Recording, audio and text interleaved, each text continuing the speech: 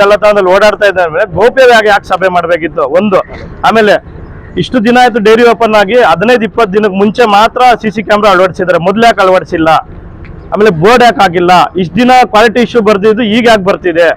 ಈಗ ಇಮಿಡಿಯೇಟ್ ಆಗಿ DM ಯಾಕೆ ಬಂದು ಇಲ್ಲಿ ಚೆಕ್ ಮಾಡ್ಕೊಂಡು ಕುತ್ಕೊಂಡ್ರು? ಇದಕ್ಕೆಲ್ಲ ದಯವಿಟ್ಟು ಈ ಡೈರಿ ಅಧ್ಯಕ್ಷರು ಏನಿದ್ದಾರೆ ಪಕ್ಷಭೇದ ಬಿಟ್ಟು ಏನ್ ಆರೋಪಗಳು ಮಾಡ್ತಾ ಇದ್ದಾರೆ, ಏನ್ ಆರೋಪಗಳು ಬರ್ತಿದೆ, ಇದನ್ನೆಲ್ಲ ಸಾರ್ವಜನಿಕವಾಗಿ ತೊಂಡವೆ ನಾಗರಿಕರಿಗೆ ತಿಳಿಸಬೇಕಾಗಿ ನಮ್ಮ ವಿನಂತಿ.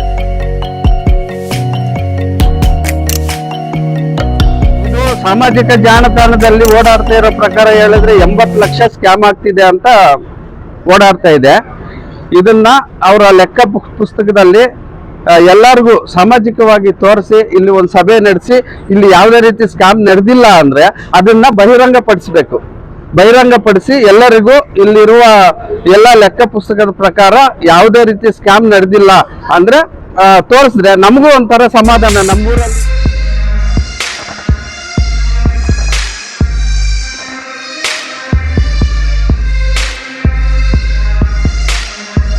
ಆಗಿದೆ ಎಲ್ಲಾನು. ಮತ್ತೆ ನಾನು ಹೇಳೋದೇನಂದ್ರೆ ಇವಾಗ ಫಸ್ಟ್ ನೇಮಗಳು ಹೇಳ್ತೀನಿ, ಅದರಲ್ಲಿ ಭಯ ಏನಿಲ್ಲ ನನಗೆ. ಫಸ್ಟ್ ಇಷ್ಟು ದಿನ ಒಂದು 5 ವರ್ಷ ವಿಜಯಶೇಖರ್ ರೆಡ್ಡಿ ಅವರಿದ್ರು. ಮತ್ತೆ ಇವಾಗ ಅವರನ್ನ ಇವರು ಯಾರು ಚಂದ್ರಶೇಖರ್ ರೆಡ್ಡಿ ಇದೆ. ಇದು ಡೈರಿಯಲ್ಲಿ ಗ್ರಾಜುಯೇಟ್ಸ್ಗೆ ಮತ್ತೆ ಪೋಸ್ಟ್ ಗ್ರಾಜುಯೇಟ್ಗೆ ಎಜುಕೇಶನ್ ಇಡ್ತಿದೆಯಾ ಇಲ್ಲಂತ ತಲಾಂತರಗಳು ಯಾವುದೋ ರಾಜಕೀಯ ಯಾವ ತರ ಇಡಬೇಕು ಡೈರಿಯಲ್ಲಿ ಇದೆಯಾ, ಅದು ಮೈನ್ ಪಾಯಿಂಟ್. ಇಯರ್ಲಿ ಒನ್ಸ್ ಏನ್ ಗೊತ್ತಾದ್ರೆ ಜನರಲ್ ಪಾರ್ಟಿ ಮೀಟಿಂಗ್ ಮಾಡ್ತಾರೆ. ಅವತ್ತೇನು ರೈತರಿಗೆ ನಮ್ಮ ಅಧ್ಯಕ್ಷರು ಬಂದಿದ್ರು, ಮಾತಾಡಿದ್ರು, ಕ್ಯಾನ್ಗಳು ಕೊಟ್ಟರು, ಪ್ರಯೋಜನ ಕೊಟ್ಟರು ಅಂತ ಅಷ್ಟೇ ಹೊರತು ಎಷ್ಟು ಲೆಕ್ಕ ಆಗಿದೆ, ಯಾರು ಪರಿಶೋಧನೆ ಮಾಡ್ತಾ ಇದ್ದಾರೆ, ಎಷ್ಟು ಇಯರ್ಲಿ ಪ್ರಾಫಿಟ್ ತೋರಿಸ್ತಾ ಇದ್ದಾರೆ. ಇವಾಗ 40,000 ಇದೆ ಅಂತ ಯಾರು ವಿದೇಶಕ ರೆಡ್ಡಿ ಹೇಳಿದ್ರು. ಅವಾಗ ಅವ್ರು ಹೇಳಿದ್ರು ನಮ್ಮ ಅಧ್ಯಕ್ಷರು ರಿಮೈನಿಂಗ್ 60,000 ಆಗ್ಬಿಟ್ಟು ಎಲ್ಲರಿಗೂ 5 ಲೀಟರ್ ಕ್ಯಾನ್ ಕೊಟ್ರಿ ಸರ್, ಈ ವರ್ಷ ನಮಗೆ ನಿಮ್ಮ ಕಡೆಯಿಂದ ಗಿಫ್ಟ್ ಅಂತ ಹೇಳಿದ್ರು. ಗಿಫ್ಟ್ಗಳೇ ಹೊರತು ರೈತರಿಗೆ ಯಾರಿಗೂ ಏನು ಅನುಕೂಲ ಇಲ್ಲ ಡೈರಿಯಿಂದ.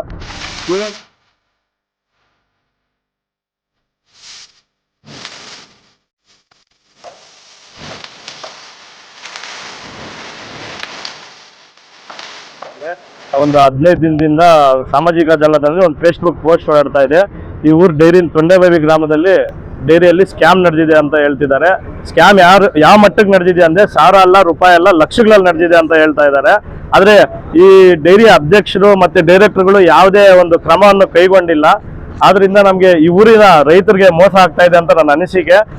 ಅದರಿಂದ ಈ ಸತ್ಯಾಂಶ ಏನಿದೆ ಅಂತ ಹೇಳ್ಬಿಟ್ಟು ಹೊರ ಹಾಕ್ಬೇಕು. ಇದು ನಡೆದಿದ್ಯಾ ಇಲ್ವಾ, ಇಲ್ಲ ಸುಮ್ಮನೆ ಸುಳ್ಳು ಸುದ್ದಿ ಹಬ್ಬಿಸ್ತಾ ಇದ್ದಾರಾ, ಅವ್ರ ಬೆಂಬಲಿಗರು ಇವ್ರ ಬೆಂಬಲಿಗರು ಅನ್ನೋದು ಬಿಟ್ಟು, ಪಕ್ಷ ಭೇದವನ್ನು ಬಿಟ್ಟು ದಯವಿಟ್ಟು ಎಲ್ಲರೂ ಬಂದು ಇದೇನಿದೆ ಇಲ್ಲಿ ಸ್ಕ್ಯಾಮ್ ಆಗಿದೆ ಇಲ್ವಾ ಅಂತ ದಯವಿಟ್ಟು ಎಲ್ಲರೂ ಬಂದು ಕೇಳಬೇಕು, ಪ್ರಶ್ನೆ ಮಾಡಬೇಕು. ಪ್ರಶ್ನೆ ಮಾಡೋರು ಇಲ್ಲ ಅಂದ್ರೆ ಯಾವತ್ತಿಗೂ ಸತ್ಯಾಂಶ ಅನ್ನೋದು ಹೊರ ಬರಲ್ಲ.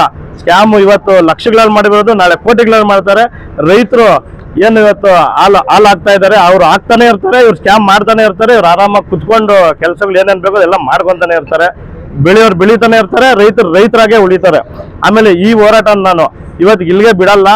ಈ ಸತ್ಯಾಂಶ ಈಚೆ ಬರೋವರೆಗೂ ನಾನು ಮುಂದುವರಿಸ್ತಾನೆ ಇರ್ತೀನಿ. 3 ದಿನಕ್ಕೆ ಒಂದ್ಸಲಿ ನಾನು ಪ್ರೆಸ್ ಮೀಟ್ ಇಡ್ತಾನೆ ಇರ್ತೀನಿ. ಒಂದು ಬೋರ್ಡ್ ಇಲ್ಲ, ಲಕ್ಷ ಸ್ಕ್ಯಾಮ್ ಮಾಡೋಕ್ಕಾಗುತ್ತೆ. ಅವ್ರಿಗೆ ಬೇಕಾಗಿರೋರಿಗೆ 6 ತಿಂಗಳಿಂದ ಒಂದು ಸ್ಕಾಲರ್ಶಿಪ್ ಕೊಟ್ಟರು. ಆ ಸ್ಕಾಲರ್ಶಿಪ್ ನಲ್ಲಿ ಕೂಡ ಅನ್ಯಾಯ ಆಗಿದೆ. ಆ ಸ್ಕಾಲರ್ಶಿಪ್ ಒಂದು ಜನಾಂಗಕ್ಕೆ ಮಾತ್ರ ಸೀಮಿತವಾಗಿತ್ತು. 3 ರಿಂದ 4 ಜನಕ್ಕೆ ಕೊಟ್ಟಿದ್ದಾರೆ. ಒಂದು ಜನಾಂಗಕ್ಕೆ ಮಾತ್ರ ಸೀಮಿತವಾಗಿ ಸ್ಕಾಲರ್ಶಿಪ್ ಕೊಟ್ಟಿದ್ದಾರೆ, ಬೇರೆಯವ್ರಿಗೆ ಕೊಟ್ಟಿಲ್ಲ. ಲಕ್ಷ ದುಡ್ಡು ತಿಂದು ಹಾಕಿದ್ದಾರೆ. ಲೋಕಲ್ ಸೇಲ್ ಆಗ್ತಿತ್ತು ದಿನ ಇಲ್ಲಿ 25 ರಿಂದ 40 ಲೀಟರ್ ಲೋಕಲ್ ಸೇಲ್ ಆಗ್ತಿತ್ತು. ಆದ್ರೆ ಆ ಲೋಕಲ್ ಸೇಲ್ ಅಲ್ಲಿ ಕಮ್ಮಿ ತೋರಿಸಿ ಸ್ಕ್ಯಾಮ್ ಮಾಡಿದ್ದಾರೆ ಅಂತ ಹೇಳ್ಬಿಟ್ಟು ಆರೋಪ ಬಂದಿದೆ. ಇಷ್ಟು ತಗೊಂಡ್ರ ವಿಷಯನೇ, ಅಷ್ಟು ತಗೊಂಡ್ರ ವಿಷಯನೇ. ಈ ಕಾಲದಲ್ಲಿ ಯಾರು ಸತ್ಯಹರಿಶ್ಚಂದ್ರ ಇಲ್ಲ ಅಂತ ಹೇಳ್ಬೋದು. ಬಟ್ ರೈತರಿಗೆ ಮೋಸ ಆದ್ರೆ ಅದು ದೊಡ್ಡ ಅಪರಾಧ, ದೊಡ್ಡ ತಪ್ಪು. 100 ರೂಪಾಯಿ ತಿಂದಿದ್ರು ತಪ್ಪೆ, 1000 ರೂಪಾಯಿ ತಿಂದಿದ್ರು ತಪ್ಪೆ, ಲಕ್ಷ ರೂಪಾಯಿ ತಿಂದಿದ್ರು ತಪ್ಪೆ. ಇವ್ರು ಹೇಳ್ತಾರೆ ಯಾರೇನು ಸತ್ಯಹರಿಶ್ಚಂದ್ರ ಇದಾರ? ಸತ್ಯಹರಿಶ್ಚಂದ್ರ ಯಾರು ಇಲ್ಲ ಇರ್ಬೋದು, ಆದ್ರೆ 100 ರೂಪಾಯಿ ತಿಂದ್ರು ತಪ್ಪೆ ಅಲ್ವಾ? ಆರೋಪನೇ ಅಲ್ವಾ? 100 ರೂಪಾಯಿ ಕಳ್ತನ ಮಾಡಿದ್ರು ಕಳ್ಳನೇ ಅಂತಾರೆ, ಇಷ್ಟ ತಗೊಂಡು ವಿಷ ತಿಂದ್ರು ವಿಷ ಕುಡಿದು ಸತ್ತೋದಾನೆ ಅಂತಾರೆ. ಕ್ಯಾನ್ ನೀರು ತುಂಬಿಸಿ 2 ಕ್ಯಾನ್ ಔಟ್ಪುಟ್ ಮಾಡ್ತಾರೆ. ಇನ್ಪುಟ್ 2 ಕ್ಯಾನ್ ನೀರು ಹಾಕ್ಬಿಟ್ಟು ಔಟ್ ಎಷ್ಟಾಗುತ್ತೋ ಅಷ್ಟನ್ನ ಅದರಲ್ಲಿ ಲೆಕ್ಕ ತೋರಿಸ್ತಾ ಇಲ್ಲ. 2 ಕ್ಯಾನ್ ಸೇಲ್ ಆಗ್ತಾ ಇದ್ರೆ 2 ಕ್ಯಾನ್ ಲೆಕ್ಕ ತೋರಿಸಲ್ಲ. ಸುಮ್ಮನೆ 5 ಲೀಟರ್ 10 ಲೀಟರ್ ಅಂತ ತೋರಿಸೋದು, ಮಿಕ್ಕಿದ್ದೆಲ್ಲ ಸ್ಕ್ಯಾಮ್ ಮಾಡ್ತಾ ಇದ್ದಾರೆ ಅಂತ ಮಾಹಿತಿ ಇದೆ.